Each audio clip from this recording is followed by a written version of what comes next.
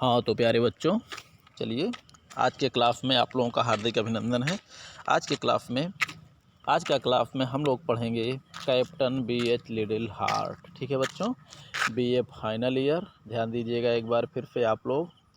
BA final first paper, paper का नाम क्या है? स्ट्रैटेजिक विचारक। ठीक है बच्चों, स्ट्रैटेजिक विचारक। इसमें आज हम लोग पढ़ेंगे कैप्टन BH लिटिल हार्ट के बारे में, इनके महत्वपूर्ण विचारों के बारे में। ठीक है, चलिए बगैर देरी किए हुए हम लोग आगे बढ़ते हैं। चलिए सबसे पहले इनका हम परिचय जान लेते हैं बच्चों। परिचय में देख लीजिए, इनका जन्म 1895 ईस्वी में पेरिस अर्थात फ्रांस में हुआ था। इनकी मृत्यु 1970 में हुई थी, अर्थात ये अभी हाल में ही इनकी मृत्यु हुई है बच्चों, ज़्यादा से ज़्यादा 50 वर्ष पहले।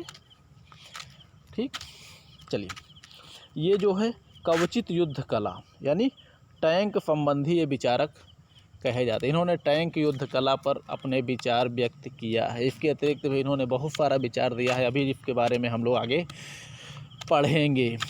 ठीक, इन्हें जो है जनरल चेफिन जो फ्रांस के थे, इन्हें जो है 20वीं शताब्दी का क्लाजविट्स भी कहा है। जनरल चेफिन ने फ्रांस के थे, कहा है 20वीं शताब्दी के क्लाजविट्स के रूप में जाने जाते हैं। इतना ही नहीं, प्रोफेसर माइकल हार्वर्ड यानी लंदन विश्वविद्यालय के प्रोफेसर माइकल हार्वर्ड इन्हें जनरलों का गुरु भी कहते हैं, जनरलों का गुरु या जनरलों के गुरु। ठीक है, इनके अन्य सिद्धांत जो हैं वो हैं, पहला नंबर विस्तारित प्रवाह या आक्रमण सिद्धांत। इन्होंने 1917 और 18 में इन्होंने दिया था। विस्तारित प्रवाह या आक्रमण सिद्धांत के जन्मदाता। और अप्रोच उपायों की स्ट्रैटेजी, बच्चों ये सब चीज़ हम लोग पढ़ेंगे बाद में।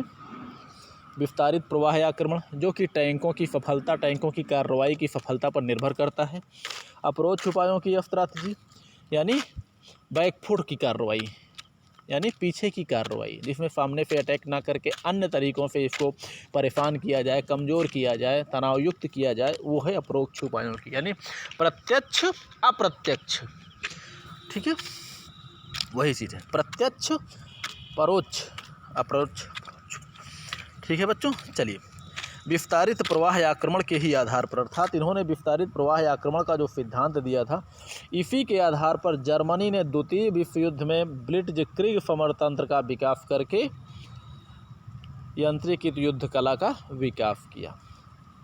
ठीक है बच्चों, यानी जर्मनी ने द्वितीय विश्व युद्ध में ब्लिट्जक्रीग और जनरल गुडेरियन ने यंत्रीकृत युद्ध कला का विकास किया। वही है यंत्रीकृत युद्ध कला, किसको बोलते हैं? युद्ध में यंत्रीकरण, वही है टैंक द्वारा युद्ध में कार्रवाई। ठीक है बच्चों, और इनके दो प्रमुख कथन इस प्रकार हैं। यदि आप शांति चाहते हो तो युद्ध को समझो, इन्होंने पहला कथन दिया है। ये अगर आप लोग शांति चाहते हैं या तुम शांति चाहते हो तो युद्ध को समझो, अर्थात युद्ध को इस प्रकार समझो कि इसमें शांति कहाँ है? भयानक मार काट, तबाही, आगजनी, ये सारी चीज़ें युद्ध में होता ही होता है, बहुत सारी बर्बादी होती है, शांति भंग होता है। तो अर्थात अगर आप युद्ध को समझोगे, ढंग से समझोगे युद्ध को अच्छी तरह से, तो आप युद्ध के लिए आप तैयार कभी नहीं होगे। ठीक है, इनका मतलब मेन यही है। लेकिन इसके बाद भी इन्होंने क्या कहा है कि अगर आप शांति चाहते हो तो युद्ध के लिए तैयार रहो। अर्थात इन्होंने जब जो है देखा कि बहुत सी अवैध शक्तियाँ बेवजह युद्ध थोप रही हैं, जबरन युद्ध थोप रही हैं, तो ये भी है कि अब शांति अगर बनाए रखना है तो आप उसका प्रतिकार करने के लिए भी तैयार रहिए। ये दोनों ही कथन लिटिल हार्ट का है, जो कि दोनों अगर देखा जाए तो समय समय पर होता है, समय समय की बात, कभी समय का दिन बड़ा, कभी समय की रात। ठीक है, एक बार इन्होंने कहा शांति चाहते हो तो युद्ध को समझो, और दोबारा ही इन्होंने कहा है कि अगर शांति चाहते हो तो युद्ध के लिए तैयार रहो। एक बार इन्होंने समझाया है कि युद्ध भयानक और जो है विध्वंसकारी होता है। एक बार इन्होंने ये समझाया है कि अगर उस विध्वंसकारी से अपने आप को बचाना चाहते हो, क्योंकि दूसरा कोई अगर आपके ऊपर युद्ध थोप देगा तो अपनी सुरक्षा के लिए आपको युद्ध तो करना ही पड़ेगा। ठीक है, थोपे गए युद्ध को झेलने के लिए भी तैयार रहो। इनकी पुस्तकें बच्चों इस प्रकार हैं।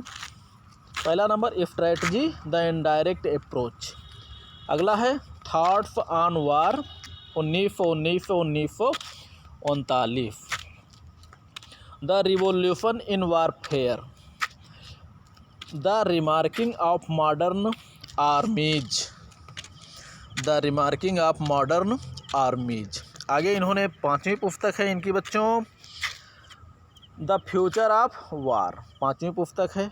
6वीं पुस्तक है डायनामिक डिफेंस, 7वीं पुस्तक है द टैंक्स, 8वीं पुस्तक है द फ्यूचर ऑफ इन्फेंट्री, 9वीं पुस्तक है डिट्रेम्फ आर डिफेंस।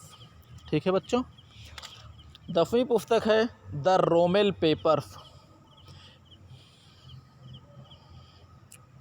ठीक है 10वीं पुस्तक। 11वीं पुस्तक है द सोवियत आर्मी, 12वीं पुस्तक है द करंट ऑफ वार, 13वीं पुस्तक है रिपुटेशन, 14वीं पुस्तक है बच्चों the British way in warfare, British way in warfare. ठीक है बच्चों, ये इनकी लगभग 14 पुस्तकें हैं जो कि एक से बढ़कर एक हैं। चलिए आगे पढ़ते हैं हम इनके प्रमुख युद्ध कला के बारे में। यंत्रीकृत कवचधारी या टैंक पर आधारित सिद्धांत।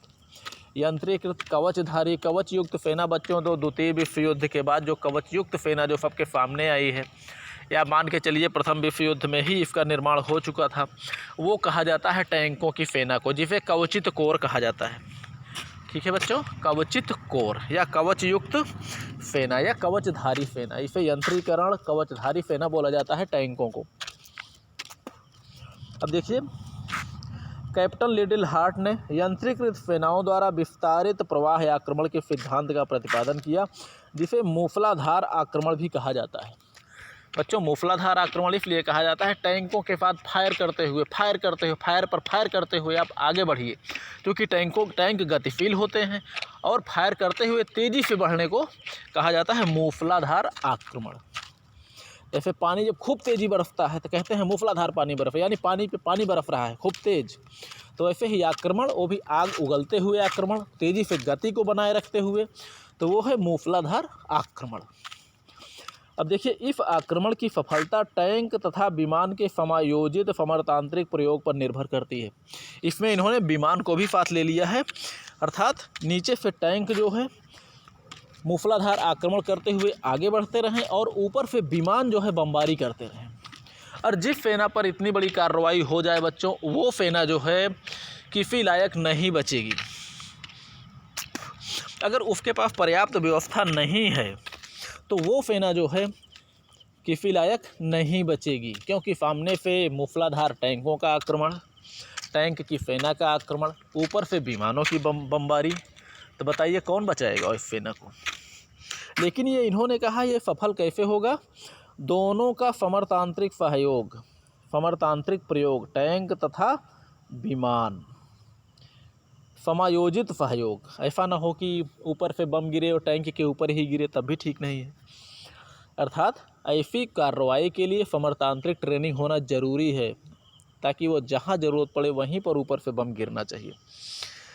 अब इधर देखिए, शत्रु के बाहरी मोर्चे को तोड़ते हुए कवचित सेनाओं के शत्रु क्षेत्र में तुरंत प्रवेश करना चाहिए। सबसे पहले शत्रु क्षेत्र में कमज़ोर स्थान को ढूंढकर टैंकों के द्वारा मूसलाधार आक्रमण करते हुए उधर से घुसने का प्रयत्न करना चाहिए और शत्रु के कमज़ोर स्थानों पर चुनाव करके उस पर प्रहार कर अपनी सेनाओं का प्रवेश मार्ग चौड़ा करना चाहिए। अर्थात स्वयं आगे आगे टैंक चले तो पीछे से इनकी कवच युक्त सेनाएँ जो बख्तरबंद गाड़ियों में जो बैठी रहें, बख्तरबंद वाहनों में जो सैनिक बैठे रहें, उससे जो है टैंकों के पीछे पीछे ये भी जो है प्रवेश करें। और इसका कार्य क्या होना है, टैंकों का ये मार्ग को चौड़ा बनाकर तब चले।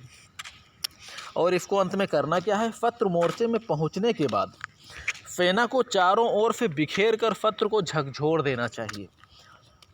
अर्थात इतनी बुरा मारक क्षमता, इतना मूसलाधार आक्रमण किया जाए तो शत्रु सेना जो है बिल्कुल झकझोर उठे, ठीक है। और इतना ही नहीं, इस कदर जो है उसमें तोड़ फोड़, इस कदर जो है मारकाट मच जाए कि रिजर्व भी उसकी कोई सहायता ना कर सके। रिजर्व में क्या होंगे? सैनिक होंगे, टैंकों के सामने कौन आएंगे? और शत्रु के संपूर्ण ठिकाने उसकी मार में आ जाएं। ठीक है, रिजर्व भी उसकी कोई सहायता ना कर सकें और शत्रु के संपूर्ण ठिकाने उसके मार्ग में आ जाए, अर्थात संपूर्ण तेज़ी से, क्योंकि टैंकों में गति होती है बच्चों, और उसी गति के द्वारा इनका विचार है कि ऐसी कार्रवाई किया जाए कि कोई ना तो उनकी मदद करने आए, बल्कि वो संपूर्ण जो है, जो उसके प्रमुख ठिकाने हैं, वो भी उसकी मार में आ जाए। लिटिल हार्ट ने 1922 और 24 के बीच कवचित दलों द्वारा शत्रु पर गहराई तक प्रहार करने के समरतंत्र पर बल दिया। इसके लिए लिटिल हार्ट ने एक आदर्श डिवीज़न के विषय में विस्तृत जानकारी दी। और ये आदर्श डिवीज़न बच्चों कैसी होनी चाहिए, ये भी देख लीजिए आप। आदर्श डिवीज़न जो है, ऐसी डिवीज़न में, यानी लिटिल हार्ट के अनुसार, डिवीज़न के प्रत्येक ब्रिगेड में 2 बटालियन तीव्रगामी टैंक, कवचित गाड़ियों पर 3 यंत्रीकृत पैदल सेना, यानी कवचित गाड़ियों पर 3 यंत्रीकृत, यानी यंत्रों से लैस, हथियारों से लैस पैदल सेना की बटालियन, 9 यंत्रीकृत सिग्नल कंपनी, सांकेतिक कंपनी, जो एक दूसरे के अंतर्गत वायुयान, विमान, टैंकों आपस में जो सूचना एवं संचार करके द्वारा एक दूसरे से संबंध और तालमेल बनाए रखे, ठीक है, एक दूसरे के पहुंच में रहे। और 9 सेक्शन मैकेनिकल वर्कशॉप और 2 बैटरी यंत्रीकृत मैदानी तोपखाना तथा 1 स्वचालित मध्यम तोपखाने की बैटरी होनी चाहिए। तो इसके लिए इन्होंने, अगर देखा जाए तो आदर्श ब्रिगेड के अंतर्गत इन्होंने एक ऐसी व्यवस्था लागू की कि ये व्यवस्था जो है हर समय इनके पास मौजूद रहे। अलग से ना इन्हें किसी थल सेना की ज़रूरत पड़ी, ना अलग से किसी अन्य सेनाओं की मदद करनी पड़ी। अर्थात इन्होंने एक प्रकार से संपूर्ण ब्रिगेड को, जो आदर्श ब्रिगेड की इन्होंने जो वकालत की, जो इसके बारे में बताया कि वो ब्रिगेड अपने आप में संपूर्ण रहे, पूर्ण रहे, उसको किसी अन्य की सहायता की ज़रूरत ना पड़े। ठीक है बच्चों, इसीलिए इन्होंने 2 बटालियन तीव्रगामी टैंक और कवचित गाड़ियों पर 3 यंत्रीकृत पैदल सेना की बटालियन, 9 यंत्रीकृत signal company, 9 section mechanical workshop, 2 battery यंत्रीकृत मैदानी तोपखाना तथा 1 स्वचालित मध्यम तोपखाने की बैटरी। अर्थात एक प्रकार से इसको जो है क्या बोले हैं वो, इसको हम, इसमें इन्होंने, इसको ये कहा जा सकता है कि इन्होंने इस ब्रिगेड को जो है आत्मनिर्भरता प्रदान की। ये ब्रिगेड एक आत्मनिर्भरता की स्थिति तक रहे, इसीलिए इसको किसी अन्य की ज़रूरत ना पड़े। ये ब्रिगेड अपने आप में, आदर्श ब्रिगेड क्या रहे? आत्मनिर्भर। बच्चों ध्यान दीजिएगा, आत्मनिर्भर।